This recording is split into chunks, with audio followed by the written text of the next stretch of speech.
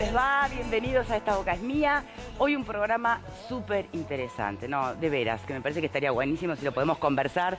No, sí, siempre es interesante, pero hoy ¿saben qué vamos a requerir? Realmente sacarnos, no sé, ropajes, ¿no? Y hablar a calzón quitado. Pero ahora se ha redactado una guía, que deben haber escuchado hablar, una guía de educación y diversidad sexual. Se ha redactado por personas, a ver, bien entendidas en el tema. Estamos hablando de personas del MIDES, estamos hablando de integrantes de la Red de Género y Educación Sexual de la ANEP, estamos hablando de InMujeres, que pretende ser una suerte de manual para ayudar, y ni que hablar que el colectivo Ovejas Negras, gracias por la puntuación, ¿no? Pretende ser un manual y bastante instructivo para docentes, educadores y maestros, para que, entendiendo que el ámbito educativo es un ámbito privilegiado para lograr realmente los cambios culturales, y ahí creo que nadie puede discrepar en ese punto, bueno, empezar a lograr que la sociedad uruguaya logre un cambio cultural que incluso acompañe la normativa vigente, porque nuestro país es cierto que ha dado pasos sumamente importantes en lo que tiene que ver con la diversidad sexual. Tenemos la ley, no solo del matrimonio igualitario, identidad, cambio de nombre, identidad de género, bueno, a ver, entre otras. Y además textos internacionales a los que el propio Estado uruguayo suscribe y se compromete a hacer cumplir. Lo que sí pasa es que ahí aparecieron las polémicas. De hecho, está parada esta guía. Todavía no ha sido entregada ni repartida a ningún lado porque desde el propio Consejo del Codicen dijeron, momento, déjenos bichar esto un poco más, no estamos muy seguros, vamos a ver. En cuanto se hizo de conocimiento público que iba a existir esta guía, por supuesto que la polémica se desató. Señor director.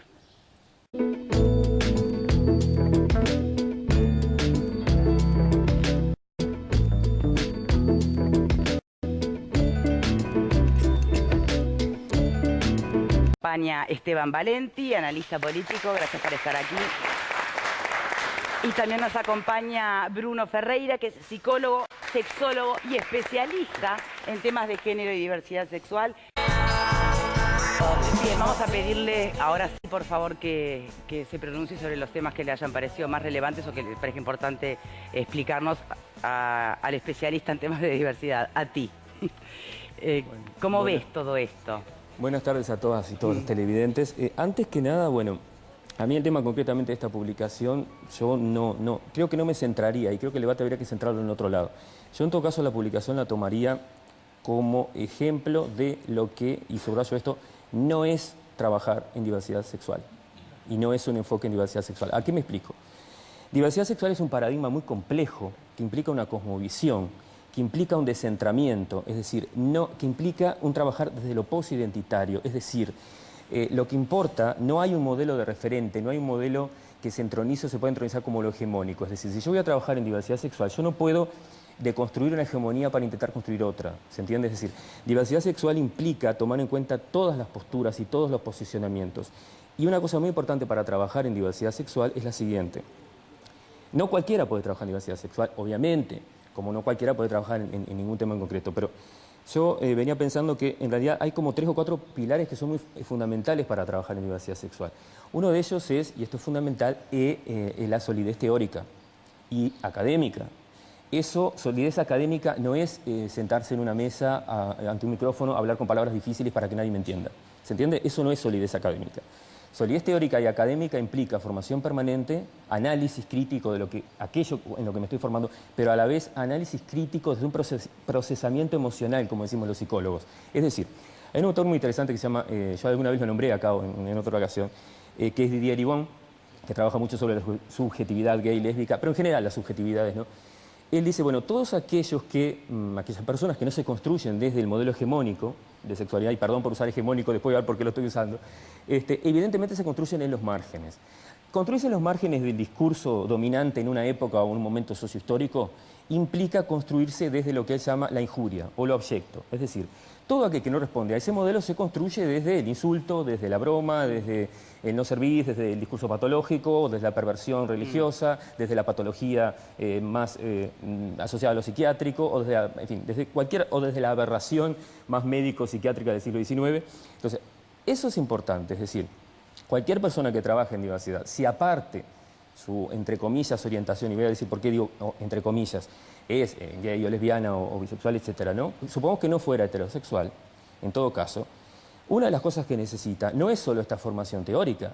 Esta formación teórica tiene que estar procesada, es lo que dice Uriban, también desde su propia injuria personal. Es decir, los autores de la teoría queer, para aquellos televidentes que no sepan lo que es la teoría queer, en dos palabritas lo digo, es un movimiento, una teoría que habla de que no cree en las identidades fijas o estables, es decir, no cree que exista algo llamado hombre, mujer u orientación sexual estable. Sí existen, no dice no existen, a ver si me explico.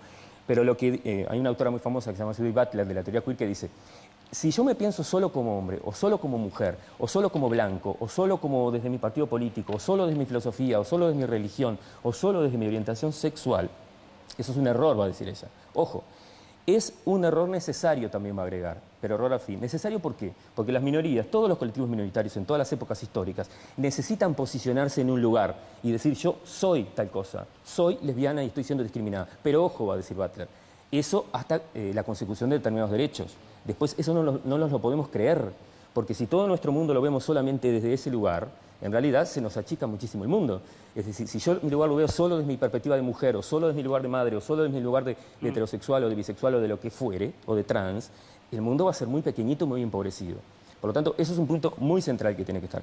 Otro punto que me parece muy importante, y acá, bueno, es bastante, quizá más o menos polémico, esta polémica que se hizo hace muchos años, me acuerdo en el 2007, cuando se hablaba de la educación sexual, que es el siguiente.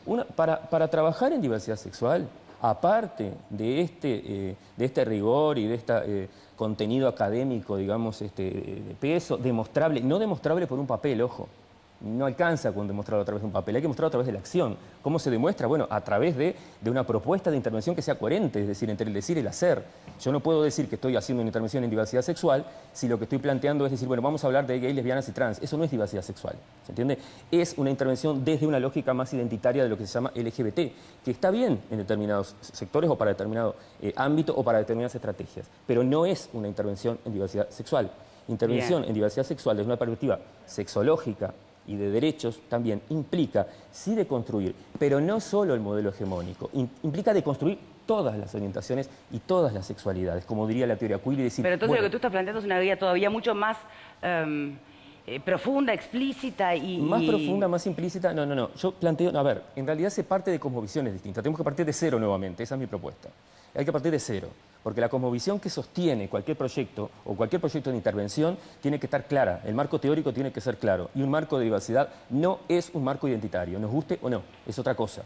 La diversidad sexual y con la cosmovisión de diversidad parte de un paradigma posmoderno, es decir, post-identitario, en el cual una persona, lo digo también como sexólogo y como clínico, es heterosexual o es lo que sea, digamos, la orientación que sea, es bisexual, en fin, no importa, pero desde esta perspectiva de la complejidad, es un posicionamiento, no es algo que engloba de una vez y para siempre a la persona, ¿se entiende? Bien, pero entonces hay riesgo de que se trate de impartir esta cosmovisión a niños pequeños, adolescentes, es algo que debiera impartirse o conversarse fuera del sistema educativo, a la edad que uno como madre o padre que conoce a sus hijos le parece que están aptos para... A ver, ahí habría que hacer un matiz, que es lo siguiente. Siguiendo un poquito con esto antes de contestarte, ¿qué capacitación tendríamos que tener, ¿no? Esa persona que tendría que dar esta llamémosle, intervención o facilitar. Había una palabra que acuñó, me acuerdo, yo estuve durante casi todos los años he estado, ¿no? en la antigua Comisión de Educación Sexual de Codicen y después con distintas comisiones, que fue en el 2007 en unos talleres que se hicieron de sensibilización, que me acuerdo que la gente misma, consejeras con la que yo había hablado y otra gente de la comisión, acuñaron un término que no es que sea de ellas, pero empezaron a usar por primera vez en el país, que es el de facilitación. A mí me gusta mucho. Es decir, facilitar en diversidad, ¿qué implica? Yo no voy a ir, pero de ninguna manera, a decir, porque eso sería un disparate metodológico y un disparate teórico, que voy a dar un taller en diversidad y que voy a hablar de orientación sexual exclusivamente y que voy a hablar de identidades estáticas o cerradas, o de los unos y los otros, o de qué lado estamos o dónde estamos unos o los otros. Desde el paradigma diverso, y por eso insisto, también hay que tener una formación en educación sexual mínima, para poder plantearlo, porque estamos hablando de diversidad sexual, no de diversidad Bien, de todas maneras, estás como dando por sentado que tal vez quienes hicieron esta guía no la tengan y vamos a partir la base de darle los créditos, de que saben lo que hacen. Entonces, de ahí en más... Que podamos discrepar es otra cosa, ¿no? Otro tema muy importante sería, y aquí Yo no estoy diciendo que quien imparta esto tenga que ser necesariamente psicólogo o psicóloga, pero sí tiene que tener una mirada clínica. Es decir, tiene que saber escuchar. Yo, por ejemplo, este año he participado y me tocó durante varios meses por secundaria, me invitaron del Consejo de Secundaria a dar talleres con docentes de todo el país. Entonces, hay departamentos donde tuve a 200 estudiantes que son directores de liceos, directoras, inspectores, en fin, de todos, subdirectores, docentes en general. Y hubo un departamento en concreto donde a mí me llamó mucho la atención lo que plantaron los docentes, que fue en el Centro de Educación Secundaria de Maldonado. Hubo 2 o 3 docentes que me dijeron, ¿no?, cuando empecé a dar la clase, la intervención concreta, me dijeron, bueno, lo que pasa es que acá ya nos vinieron a hablar de diversidad el año pasado y realmente yo no estoy de acuerdo. Y varios dijeron lo mismo. Nos sentimos como que nos intentaban imponer un modelo nuevo y yo no he tenido tiempo de procesar todo esto, y mucho menos con mis estudiantes.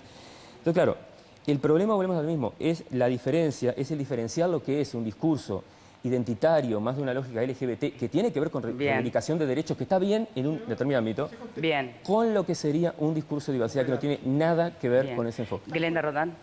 Bueno, en primer lugar... Dice, esta guía no. Vamos a ver. Una cosita Mini. Súper mínima de 2 segundos. Que esto es muy importante porque es lo que plantean, yo no soy el portavoz de los docentes, no, jamás diría una cosa así, pero digo, en tanto he trabajado con cientos este año de docentes, ellos plantean la idea de esto, de lo importante de trabajar en diversidad es abrir un escenario que favorezca que todas las posturas puedan salir a la luz y a partir de ahí problematizar, tomar en cuenta los valores de cada persona y a